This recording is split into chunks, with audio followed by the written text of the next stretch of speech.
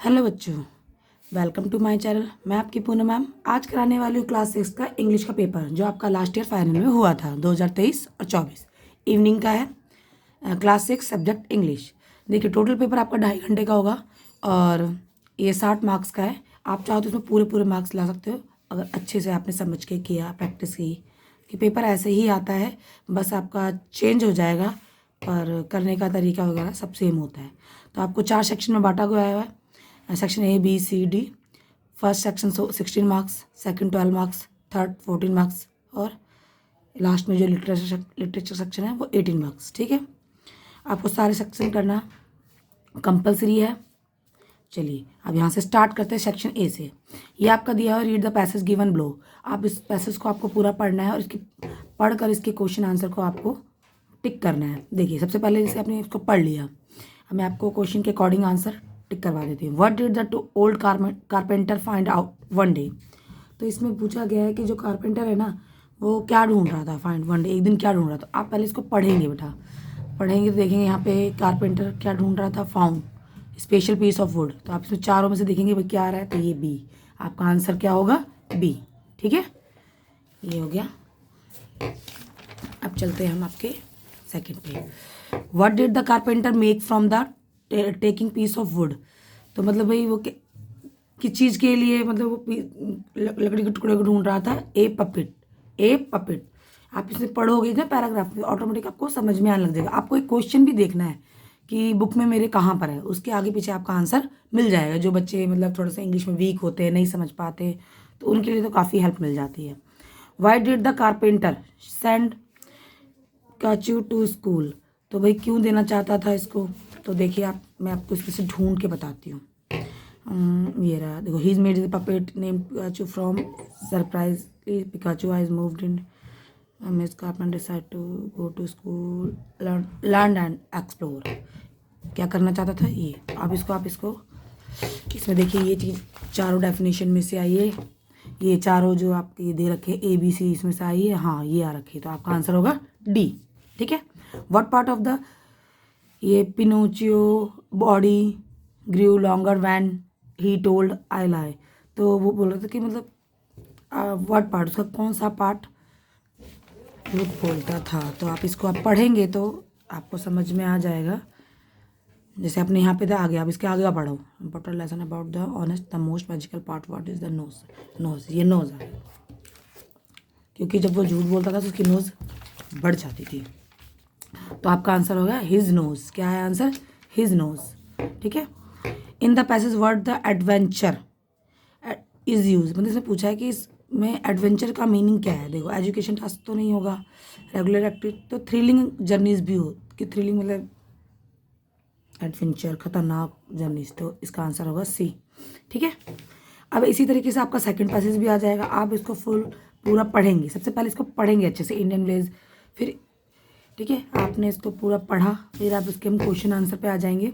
What is the main topic of the passage. तो भाई किसके बारे में बोला गया है, तो विलेज लाइफ के बारे में बोला गया है, तो हमने विलेज लाइफ का टिक लगा दिया। What percentage people India live in village according to text. तो देखिए इसका आंसर आपको इसमें ही मिल जाएगा, अराउंड 65, अराउंड 65। तो आपको ईजिली यहाँ पे। ठीक है, panchayat is the dash mention in the text, A festival, A type of dance, a decision making group. ठीक है, तो ये पंचायत भाई किस चीज़ की मेंशन करती है टेक्स्ट, तो यही करती है ए डिसीजन मेकिंग और ग्रुप। इसका आंसर आपको इसमें पढ़ोगे ना पैराग्राफ में, तो ऑटोमेटिक दिख जाएगा अलग से कि हाँ भाई। ठीक है, तो ये इसका आंसर हुआ। What is the one of the benefit of living is an Indian village. What is the one of the benefit living in an Indian village. तो इंडियन विलेज को क्या फ़ायदा होता है जो लोग गांव में रहते हैं। तो फास्ट इंटरनेट भाई नहीं, clean air and open surface space. वहाँ पे गांव, आप लोग गांव गए होंगे तो वहाँ पे देखो वहाँ के जो एनवायरनमेंट होता है कितना क्लियर होता है, क्योंकि बहुत सारे पेड़ लगे होते हैं।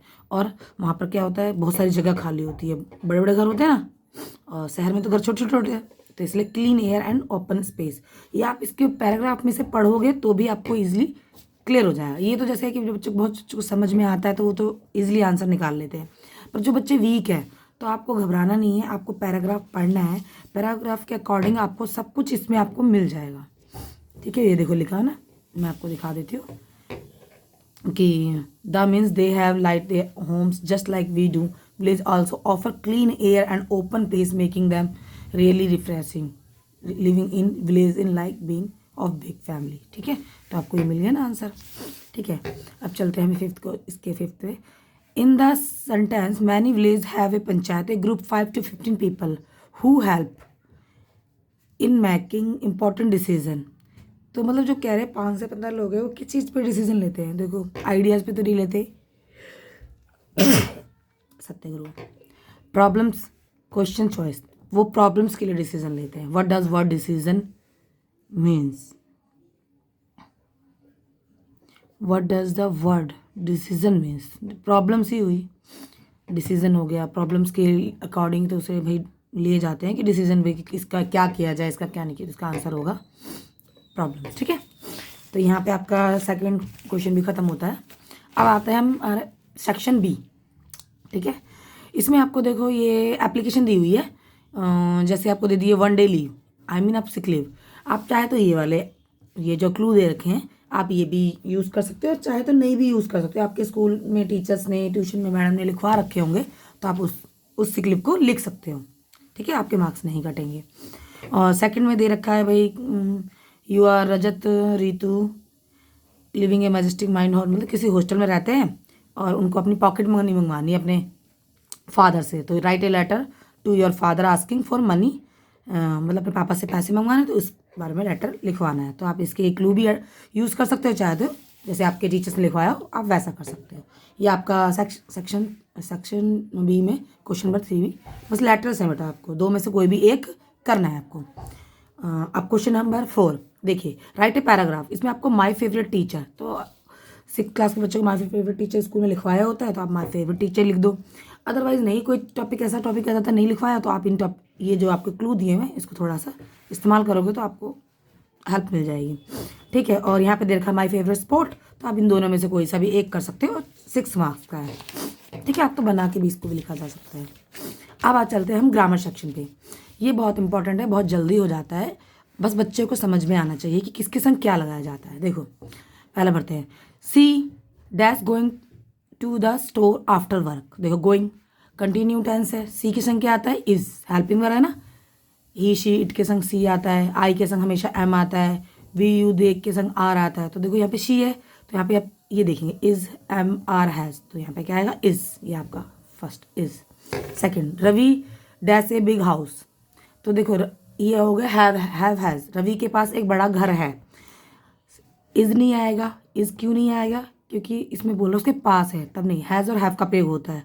तो रवि सिंगुलर है इसलिए क्या लगेगा हैज़. ठीक है, तो ये आपका हैज़ लगेगा. They have. देखिए अभी ये बताइए देखो बीन. दे के संग हैव तो आता है, आर भी आ सकता है, पर यहाँ पे बीन लगा है तो आई मीन ये फ्यूचर कंटिन्यू टेंस है. कौन सा टेंस है, फ्यूचर कंटिन्यू. ठीक है, दे हैव बीन. यहाँ पर क्या आएगा हैव. क्या आएगा have. Aarzoo dash never seen such a beautiful Sands. देखो आरजू सिंगुलर है तो हैव तो आएगा नहीं, हैज़ आएगा.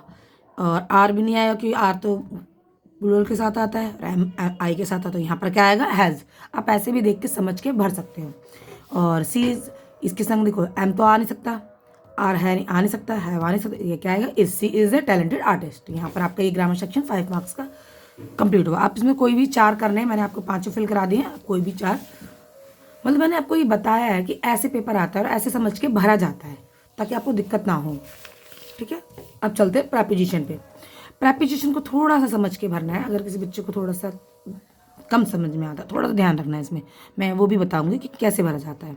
देखिए देखिए we will meet dash the library at 3 PM. अब यहाँ पे ऑफ माने का, इनटू माने में से, यहाँ पे ओवर लिखा रखा है इन लोगों ने. 4 के लिए, इन माने में, बिटवीन. चलो इसमें से कोई भी आपको 4 भरना है. देखो सबसे पहले हम यहाँ देखते हैं I found my keys dash question. तो आप यहाँ पे जब कोई चीज़ दो चीज़ों के बीच में बोली जाती है तो बिटवीन आएगा. क्या आएगा बिटवीन. तो यहाँ पे ये सेकंड में भरा जाएगा बिटवीन. जब भी कोई चीज़ वो दो चीज़ों के बीच में खोज रहा है तो between. She bought a gift for her friend birthday. भाई अपनी फ्रेंड के लिए, फॉर माने के लिए, अपनी फ्रेंड के लिए गिफ्ट लिया है, खरीदा है उसने. तो यहाँ पर आएगा 4. तो ये आप लिखोगे यहाँ पे 3 इसमें भरेंगे. The colour in the sky, हाँ स्काई इज ब्लू, तो हाँ the colour in the sky is blue, जो आसमान में नीला रंग, आसमान का नीला रंग है, तो यहाँ ऑफ भी आ सकता है। इन द लाइब्रेरी, यहाँ पे ऑफ आना चाहिए, इसलिए बच्चे ने गलत लिखा है, यहाँ पे ऑफ आना चाहिए बेटा। The colour of the sky is blue, यहाँ पर आएगा ऑफ, ये आपका आ जाएगा, मैं यहाँ पे भर देती हूँ, ऑफ आएगा, यहाँ पे 4 आएगा, यहाँ पे बिटवीन आएगा, ठीक है। और द कैट जम्प्ड इनटू में स वॉल, वो भाई कोई वॉल है उसमें से में से, तो यहाँ पे है इनटू, ये ठीक है। और यहाँ पर आ जाए वी विल मीट इन, देखो इन द लाइब्रेरी, यहाँ पर क्या आ जाएगा, in the library at 3 PM, way library में मिलेगा 3 बजे, ठीक है। तो यहाँ पे आपके सारे 5 भर गए। आपको ऐसे समझ के भरना, ये नहीं कि पहला नहीं आ रहा है तो अगर नहीं आ रहा तो छोड़ दो, फिर दूसरा लगाओ, जो लास्ट में बच जाएगा वो उसमें ऑटोमेटिक पुट ऑन हो जाएगा, ठीक है। तो फर्स्ट का इन, सेकंड का बिटवीन, थर्ड का 4 और फोर्थ का ऑफ और फिफ्थ का इनटू, ठीक है। ये आपका प्रोविजन क्लियर हुआ। अब चलते question number 7, change the following sentence into simple past tense. देखिए ये आपको प्रेजेंट टेंस दे रखा है, आपको इसको पास्ट टेंस बनाना है, ठीक है। He likes the magic show, उसे मतलब मैजिक शो पसंद है, तो अब इसको पास्ट पे बनाना है, तो आप क्या करोगे, जो इसकी वर्ब है ना उसको थर्ड फॉर्म में कन्वर्ट कर दोगे। तो he liked the magic show, he liked the magic show. इसी तरह के आपका फर्स्ट क्लियर हुआ। Second, Neha wants to change her section, Neha अपना सेक्शन चेंज करना चाहती है, तो यहाँ पर क्या करोगे, वांट का wanted, Neha wanted to change her section, Neha wanted to change her section. The story is true, ये हो गया आपका इज एम आर वाला सेंटेंस, ठीक है। तो इज आया बेटा, यह कहानी सच्ची है, तो अब इसको अगर हिंदी में बदलो, यह कहानी सच्ची थी, तो क्या आ जाएगा, the story was true, the story was true. It rains heavenly, तो इट रेन्स, बारिश बहुत तेज हो रही है, तो अब इसको हम कहते हैं इट वॉज रेन्स हैवनली, बहुत बारिश तेज हो रही थी। तो ये आपका भी बस सिंपल टेंस को पास्ट टेंस में कन्वर्ट करना है, तो ये आपका चारों चेंज हुआ, ठीक है। अब चलते क्वेश्चन नंबर 8 पे। आपको हैप्पी, ये आपका वर्ड है, ये सफिक्स है, तो आप इसको ऐड करके यहाँ पे लिखना है, हैप्पी प्लस नेस, तो हैप्पीनेस। सनी, इसको जोड़ दो, सनी। फ्रेंडशिप, फ्रेंडशिप देखो, फ्रेंड FRIEND, फ्रेंडशिप। और SUNN, सन है ना, हाँ, तो ये वही सनी ऐड कर दिया। Careful, care CRE, careful. Childish, CHILDISH, ये आपने इसको ऐड करके लिख दिया, आपके 3 मार्क्स तो एकदम फ्री के हैं, ठीक है। अब चलते हैं क्वेश्चन नंबर 9। अब आपका ये लिटरेचर सेक्शन आ गया, ये पोइम से रिलेटेड नहीं, ये लेसन से रिलेटेड है, आपको कोई कहानी दे दी है, उसमें से आपको आंसर ढूंढने। But it is right, my son, to keep mum at not say what you consider just and fair. Please, to old lady, come to panchayat and speak the truth. He said Algu did. तो ये आपकी कहानी है, Algu and Jumman की कहानी से है, जो आपने पढ़ा होगा। तो चलिए इसका आंसर फिल करते हैं। The old lady asked her son to come to, कहाँ गई अपनी बात को कहने के लिए, panchayat, and speak the truth, कहाँ पर गई, देखो यहाँ पे लिखा हुआ है ना, कम टू। इनके आंसर आपको इसमें से ही मिल जाएंगे, ये नहीं कि आपको ढूंढना है, अपना अलग से दिमाग लगाना, ऐसा कुछ नहीं है, इसी में सब ढूंढोगे आराम से मिल जाएगा। Panchayat and speak the truth, ठीक है, आपका फर्स्ट कंप्लीट हुआ। अब true false. The old lady told Algu to panchayat and stay silent, तो भाई वो जब वो गया तो वो चुप हो गया, तो true. Which word in passage means same है, रिक्वेस्टेड, रिक्वेस्टेड का सेम मीन्स क्या होगा, तो देखिए just and fair, pleaded the old lady, तो मेरे हिसाब से तो प्लीडेड होगा, क्योंकि रिक्वेस्ट द ओल्ड लेडी तो प्लीडेड, यहाँ पे किसका आंसर आ जाएगा, प्लीडेड, क्या आ जाएगा, प्लीडेड। तो यहाँ पे तीनों आपके कंप्लीट हुए। अब आपका आ गया क्वेश्चन नंबर 10, ठीक है। ये आपको एक छोटी सी पोएम दी हुई है, आपको उसको भर के इसका आंसर अकॉर्डिंग भरना है। How bright on the blue is a kite when it's new with a dew and a deep it's snap it's tail, ठीक है। तो पढ़ते, ए न्यू काइट लुक, जो नई काइट थी वो कैसी लग रही थी, ड्यूल नाइट जैसी लग रही थी, ब्राइट जैसे पेल ऑफ द लाइट लग रही थी, अट्रैक्टिव एंड सिंपल। तो how bright on the blue मतलब वो लग रही थी ब्राइट जैसी। कैसे लग रही थी कि जैसे आसमान में एक कोई चमक रहा हो, तो कैसी लग रही थी, ब्राइट जैसी। ठीक है, तो इसका आंसर ब्राइट हुआ। Second, the blue has stand for sea, paper, ink, sky. Sky क्या आएगा आंसर इसका, sky. Here stand sky, stand for sky, हाँ blue. Kite when a new very due and a dip it snap से, इसका answer आएगा sky. ठीक है, find the opposite word. Bright का अपोजिट क्या होता है, डुल। ये नहीं ब्राइट का आपका भी राइमिंग वर्ड बना दो, लाइट नहीं। आपको देखना कि अपोजिट पूछा है। ब्राइट मैंने चमक, डुल मैंने धुंधला, तो डुल आ जाएगा इसका आंसर। ठीक है, अब आपके आगे क्वेश्चन आंसर, ये आपके लिटरेचर के क्वेश्चन आंसर है। इसके आंसर आप अपनी बुक में से ढूंढ सकते हो, या आपके टीचर्स ने कराए होते हैं, आप उसमें से याद कर सकते हो। ठीक है, ब्यूटी का तो एक ही क्वेश्चन है, आप याद कर लो आराम से, कोई दिक्कत नहीं है। ब्यूटी का ये the dog found on himself new matter, मतलब आप इस लेसन में से एक क्वेश्चन याद कर लो अच्छे से। और ये होम वाला चैप्टर है, ये है फेयर प्ले, और ये हो गया चैप्टर फेयर प्ले। ठीक है, तो ये 4 चैप्टर अगर अच्छे से याद कर लो तो आप इसमें से कोई भी, आपको 5 क्वेश्चन दिए हैं, 4 करने हैं। यहाँ पर आपका ये मॉर्निंग का पेपर, मॉर्निंग नहीं सॉरी इवनिंग का पेपर खत्म होता है। और आप, आशा करती हूँ आपको समझ में आया हो। अगर कोई गलती हो तो मुझे आप कमेंट के थ्रू बता सकते हैं। Thank you.